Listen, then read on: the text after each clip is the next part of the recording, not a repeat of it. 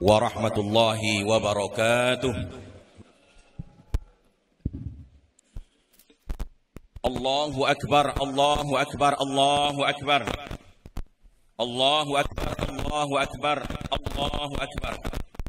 Allahu akbar, Allahu akbar, Allahu akbar. La ilaha illallah wallahu akbar. Alhamdulillah. Alhamdulillah nahmaduhu wa nasta'inuhu wa nastaghfiruh wa na'udzu billahi min shururi anfusina wa min sayyiati a'malina. Man yahdihillahu fala mudilla lahu wa man yudlil fala hadiya lahu. Asyhadu an la ilaha illallah wahdahu la syarika lahu wa asyhadu anna sayyidana Muhammadan abduhu wa rasuluh. Allahumma shalli ala sayyidina Muhammad wa ala alihi wa sahbihi ajma'in. Wa qala Allah ta'ala fil Qur'anil Karim, a'udzu billahi minasy syaithanir rajim. Bismillahirrahmanirrahim. Ya ayyuhalladzina amanu taqullaha haqqa tuqatih wa la tamutunna illa wa antum muslimun. Amma ba'du fa ya ibadallah, usikum wa nafsi bitaqwallah. Ittaqullaha haqqa tuqatih wa la tamutunna illa wa antum muslimun. Ma'asyiral muslimin, jamaah Idul Adha rahimakumullah.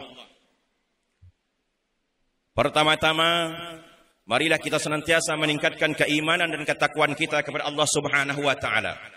Kapanpun dan dimanapun kita berada, dengan tetap istiqamah berupaya semaksimal mungkin untuk melaksanakan perintah-perintah Allah Subhanahu wa taala dan menjauhi seluruh larangannya. Kemudian salawat dan salam marilah senantiasa kita curahkan kepada junjungan besar kita Nabi Muhammad sallallahu alaihi wasallam. Allahumma shalli ala sayyidina Muhammad wa ala ali sayyidina Muhammad. Allahu akbar, Allahu akbar, Allahu akbar, walillahil hamd. Kaum muslimin, jamaah Idul Adha rahimakumullah. Sebagai judul dari khutbah kita pada hari ini, yaitu anak saleh, jalan surga bagi orang tuanya. Hari ini kita kembali menjadi saksi betapa luasnya kasih sayang Allah Subhanahu wa taala kepada kita semua. Pagi hari ini kita kembali merasakan betapa besarnya rahmat dan ampunannya untuk kita semua. Dosa demi dosa kita kerjakan nyaris sepanjang hari. Perintah demi perintahnya hampir kita abaikan setiap saat. Tetapi lihatlah, Allah Subhanahu wa taala yang Maha Pengasih itu tidak pernah bosan memberikan kesempatan demi kesempatan kepada kita untuk bertaubat dan kembali kepadanya. Allah Subhanahu wa taala yang Maha Penyayang itu tidak pernah menutup pintu ampunannya yang luas bagi kita semua sampai nyawa kita sampai di tenggorokan. Allahu akbar, Allahu akbar, Allahu akbar, walillahil hamd. Jamaah Idul Adha rahimakumullah. Hari Raya Idul Adha adalah kisah tentang sebuah keluarga mulia yang diabadikan oleh Allah Subhanahu wa taala untuk peradaban manusia. Itulah kisah keluarga Ibrahim alaihi salam. Melalui kisah keluarga Ibrahim alaihissalam itu, Allah Subhanahu wa taala ingin menunjukkan kepada kita betapa pentingnya posisi keluarga dalam membangun sebuah peradaban yang besar, sebuah masyarakat yang bahagia dan sejahtera, tidak hanya di dunia namun juga di akhirat. Sebuah masyarakat tidak akan bisa menjadi bahagia dan sejahtera jika masyarakat itu gagal dalam membangun keluarga-keluarga kecil yang ada di dalamnya. Dan jika kita berbicara tentang keluarga, maka itu artinya kita juga berbicara tentang salah satu unsur terpenting keluarga yang bernama anak. Dalam kisah keluarga Ibrahim alaihissalam, sang anak itu diperankan oleh sosok Ismail alaihissalam. Allahu akbar, Allahu akbar, Allahu akbar, walillahil hamd. Inilah sosok anak teladan sepanjang zaman yang kemudian diangkat menjadi seorang nabi oleh Allah Subhanahu wa taala. Bahkan yang luar biasanya adalah melalui keturunan Ismail alaihi salam inilah kemudian lahir sosok nabi dan rasul paling mulia sepanjang sejarah manusia, bahkan alam semesta, yaitu nabi kita Nabi Muhammad sallallahu alaihi wasallam. Allahu akbar, Allahu akbar, Allahu akbar, walillahil hamd. Jamaah Idul Adha rahimakumullah. Saya kira hampir semua dari kita mengikuti bagaimana anak-anak remaja kita yang bergabung dalam geng-geng motor mulai berani melakukan tindakan-tindakan anarkis yang tidak pernah diduga sebelumnya. Kita semua juga nyaris menyaksikan setiap hari di sudut-sudut jalan raya bagaimana anak-anak kita dieksploitasi dan diperalat menjadi anak jalanan, mengemis dan meminta-minta sambil mengisap lem dari balik bajunya yang lusuh dan kotor. Saya kira kita juga tahu hasil survei mutaakhir yang menunjukkan bagaimana jumlah ABG yang hamil di luar nikah terus meningkat dalam jumlah yang sangat memprihatinkan. Akhir-akhir ini kita juga mengetahui sangat viral, bahkan dikatakan bahwasanya Provinsi Jambi adalah nomor 1 judi online di seluruh Indonesia. Dan yang sangat memprihatinkan, yang terlibat dalam judi online ini mayoritas adalah yang berumur antara 10 tahun sampai 20 tahun. Dan itu semua barulah segelintir masalah dan problem anak-anak kita di masa kini. Ma'asyiral muslimin, jamaah Idul Adha rahimakumullah. Allahu akbar, Allahu akbar, Allahu akbar, walillahil hamd. Harus kita akui dengan jujur bahwa salah satu penyebab utama terjadinya ini semua adalah orang tua itu sendiri. Tidak sedikit orang tua yang terjebak dalam dua sikap ekstrim yang saling bertolak belakang. Sikap yang memanjakan terlalu berlebihan dan sikap pengabaian yang menelantarkan anak-anak. Ada orang tua yang menganggap bahwa kasih sayang kepada anak harus ditunjukkan dengan pemberian dan pemenuhan segala keinginannya. Bahkan ada juga orang tua yang memanjakan anaknya dengan segala fasilitas untuk mengangkat gengsinya sendiri sebagai orang tua. Pada sisi lain, tidak sedikit orang tua yang tidak peduli dengan anak-anaknya atau menunjukkan kepedulian dengan melakukan kekerasan demi kekerasan kepada anak. Karena itu, di hari yang penuh berkah ini, marilah kita berhenti sejenak, membuka hati untuk sejenak belajar dari Nabi kita, Nabi Ibrahim dan anaknya, yaitu Nabi Ibrahim alaihissalam. Mari kita belajar dari ayahanda para nabi dan rasul, Nabiullah Ibrahim alaihissalam. Belajar tentang betapa pentingnya nilai keluarga kita, tentang betapa pentingnya nilai seorang anak bagi orang tuanya di dunia dan akhirat. Allahu akbar, walillahil hamd. Jamaah Idul Adha rahimakumullah. Pelajaran pertama dari kisah Ibrahim alaihissalam adalah bahwa untuk mendapatkan anak yang soleh, maka orang tua terlebih dahulu berusaha menjadi orang yang soleh, berusaha menjadi orang yang taat kepada Allah Subhanahu wa taala. Karena siap menjadi orang tua artinya siap menjadi teladan untuk keluarga, bukan sekedar memberi makan dan mencukupi kebutuhan anak. Keberhasilan Ibrahim alaihissalam mendapatkan karunia anak soleh seperti Ismail alaihissalam karena beliau sendiri berhasil mendidik dan membentuk dirinya menjadi seorang hamba yang soleh, yang taat kepada Allah Subhanahu wa taala.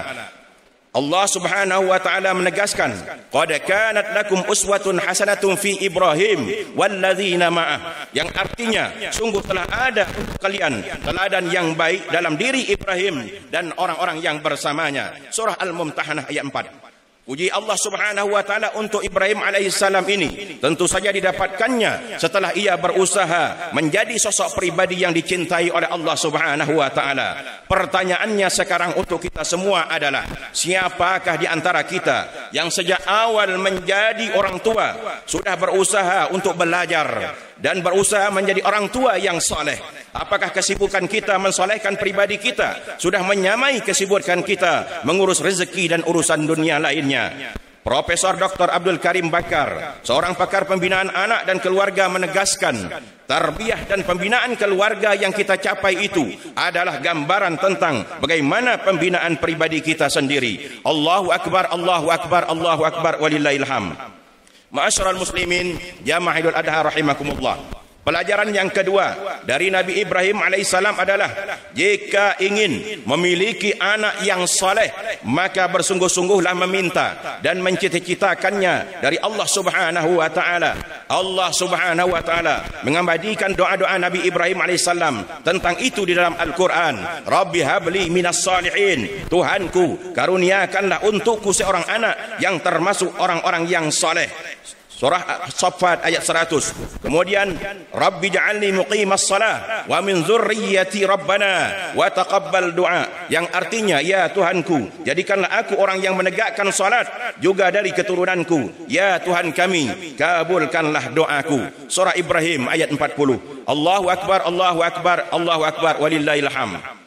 Mungkin banyak di antara kita yang sekedar mau memiliki anak yang soleh, tetapi siapa di antara kita yang sungguh-sungguh berdoa memintanya kepada Allah Subhanahu wa taala dengan kelopak mata yang berderai air mata? Siapa di antara kita yang secara konsisten menyelipkan doa-doa terbaiknya untuk keluarga dan anak-anaknya? Kadang-kadang kita, kewajiban kita kepada Allah kita tinggalkan, tidak usah berdoa, kewajiban saja kita tinggalkan. Kemudian ada juga yang salat, setelah salat tidak perlu berdoa lagi, sibuk dengan kesibukannya masing-masing. Allahu akbar, Allahu akbar, Allahu akbar, walillahil hamd. Jika kita memang sungguh-sungguh bercita-cita mendapatkan anak saleh, maka kita harus berpikir dan berusaha bersungguh-sungguh pula mencari jalannya, sama bahkan lebih dari saat kita bercita-cita ingin mempunyai penghasilan yang besar, rumah tinggal impian dan kendaraan idaman kita. Berikut ini beberapa hal yang sungguh-sungguh harus kita jalankan untuk mewujudkan impian anak soleh tersebut. Pertama, konsisten mencari rezeki yang halal untuk keluarga. Dalam pandangan Islam,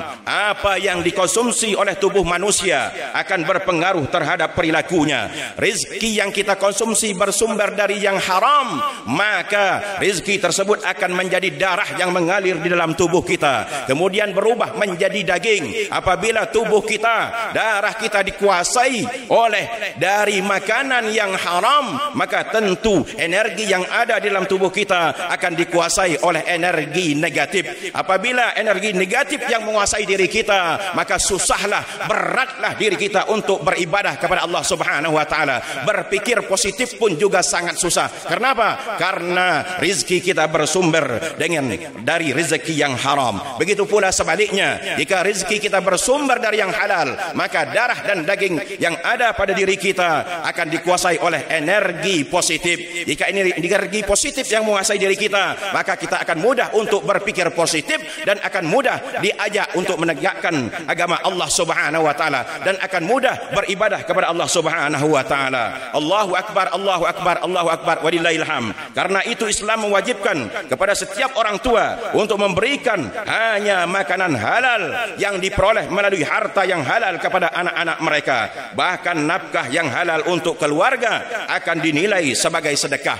Rasulullah SAW bersabda, innal muslim idza anfaqa ala ahlih kanat lahu sadaqah. Sesungguhnya seorang muslim itu jika ia memberi nafkah kepada keluarganya, maka itu akan menjadi sedekah untuknya. Hadis riwayat Ibnu Hibban.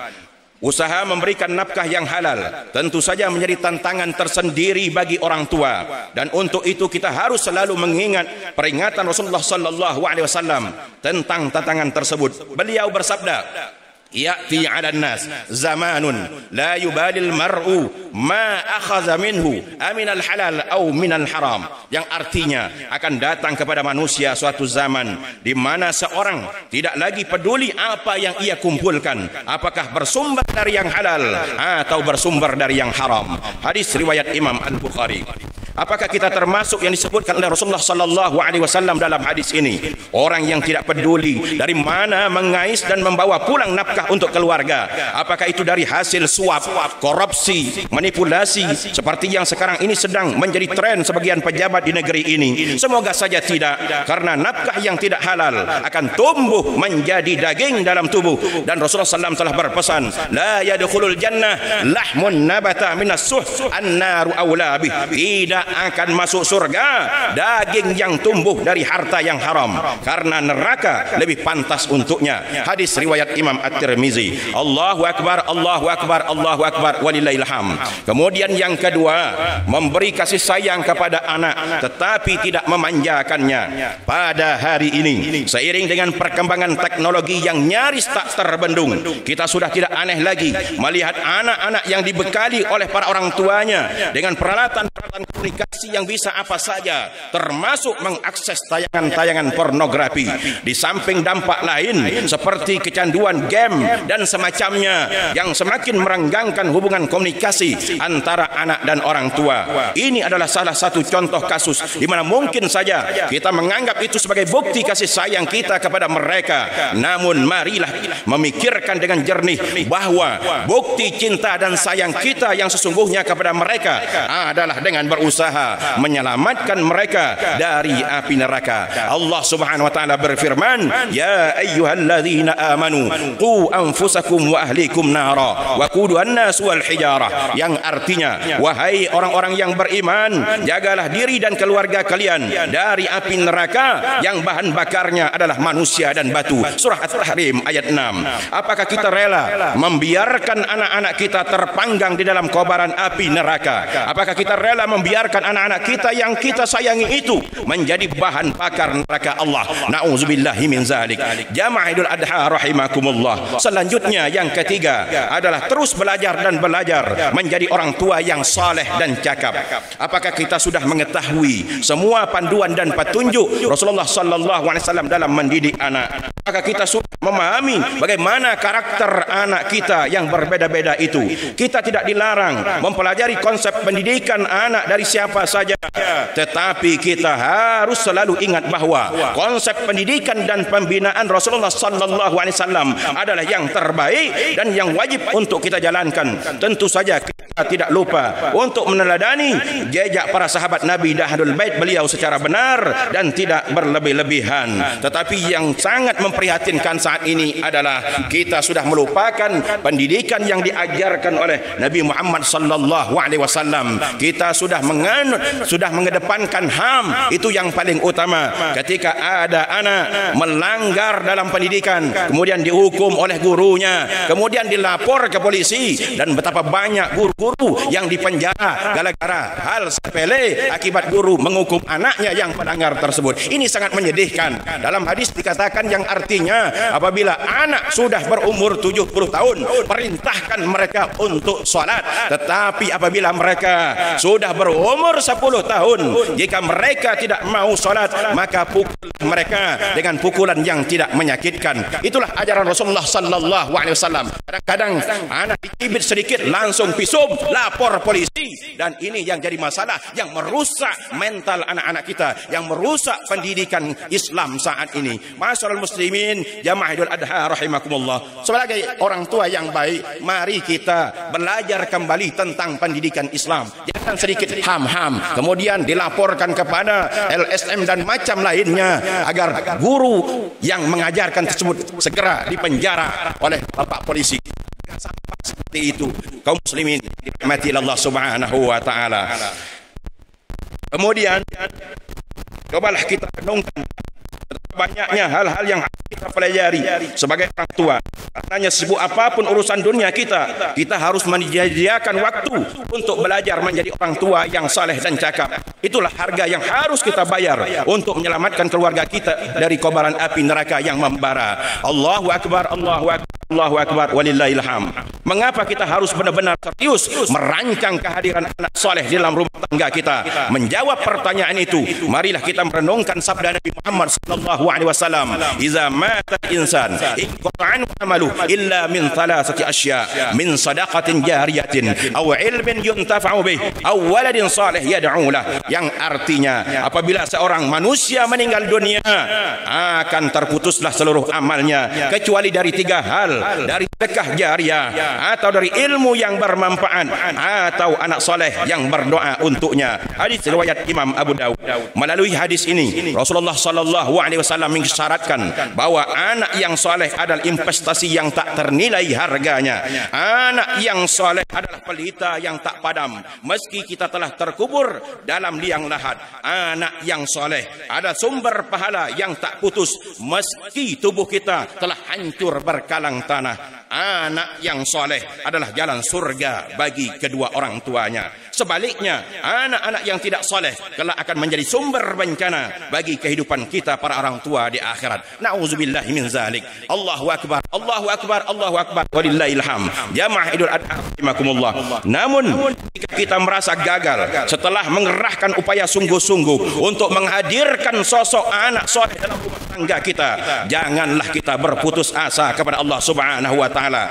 Dalam kondisi putus asa seperti itu, kita harus belajar dari kesabaran dan keteguhan Nabi Nuh alaihi salam yang terus mengajak anaknya ikut bersamanya meski kemudian anaknya memilih untuk durhaka kepada Allah Subhanahu wa taala hingga akhir hayatnya. Kesabaran juga hal paling mendasar yang harus kita miliki dalam mengarungi bahtera rumah tangga. Maraknya kasus perceraian adalah bukti bahwa banyak orang tua yang egois, memikirkan dirinya sendiri dan lupa bahwa anak-anak sangat membutuhkan sebuah keluarga yang utuh. Karenanya bersabarlah, karena Allah Subhanahu wa taala selalu bersama dengan orang-orang yang sabar. Demikianlah khutbah kita pada hari ini. Mudah-mudahan bermanfaat buat kita semua. Barakallahu li wa lakum fil Qur'anil Karim wa nafa'ani wa iyyakum bima fihi minal ayati wa dzikril hakim wa taqabbala minni wa minkum tilawatahu innahu was-sami'ul 'alim. Aqulu qawli hadza astaghfirullah li wa lakum wa li sa'iril muslimina wal muslimat wal mu'minina wal mu'minat istaghfiru innahu wal ghafurur rahim. Bismillah. Allahumma salli ala sayyidina Muhammad wa ala ali sayyidina Muhammad.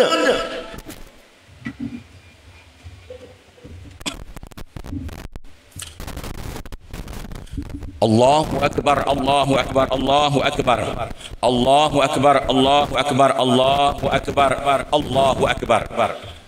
La ilaha illallah wallahu akbar walillahil hamd. Alhamdulillah, alhamdulillah hamdan katsiran kama amar. Asyhadu an la ilaha illallah wahdahu la syarika lah, irghaman liman jahadahu bi kafar. Wa asyhadu anna sayyidina Muhammadan abduhu wa rasuluh. Allahumma salli ala sayyidina Muhammad wa ala alihi wa sahbihi ajma'in. Wa radallahu ma'ana khulafa'ir rasyidin sayyidina Abi Bakar, Umar, Utsman wa Ali wa an baqiyatis sahabah wat tabi'in wa tabi'it tabi'in wa man tabi'ahum ila yaumiddin wa alaina mahum bi rahmatika ya arhamar rahimin. Allahumma ighfir lil muslimina wal muslimat wal mu'minina wal mu'minat al ahya'i minhum wal amwat. Allahumma tsabbit imanana wa nawwir qulubana wa barik lana فيما أعطيتنا وبارك لنا فيما علمتنا وبارك لنا فيما رزقتنا وسلمنا من آفات الدنيا والآخرة. اللهم سلمنا وسلم أوطاننا إندونيسيا وبالخصوص كبوفة مرangin من الآفات والعاد والعقوبات والزلازل والبلايا والمعاصي والمنكرات والوباء برحمتك يا أرحم الراحمين. ربنا آتنا في الدنيا حسنة وفي الآخرة حسنة وقنا عذاب النار. عباد الله إن الله يأمر بالعدل والإحسان وإيتاء ذي القربى وينهى عن الفحشاء والمنكر والبغي يعظكم لعلكم تذكرون. فاذكروا الله العظيم يذكركم واشكروه على نعمه يزدكم واسألوه من فضله يعطكم ولذكر الله أكبر. الله أكبر، الله أكبر، الله أكبر، لا إله إلا الله، الله أكبر، الله أكبر ولله الحمد. السلام عليكم ورحمة الله وبركاته.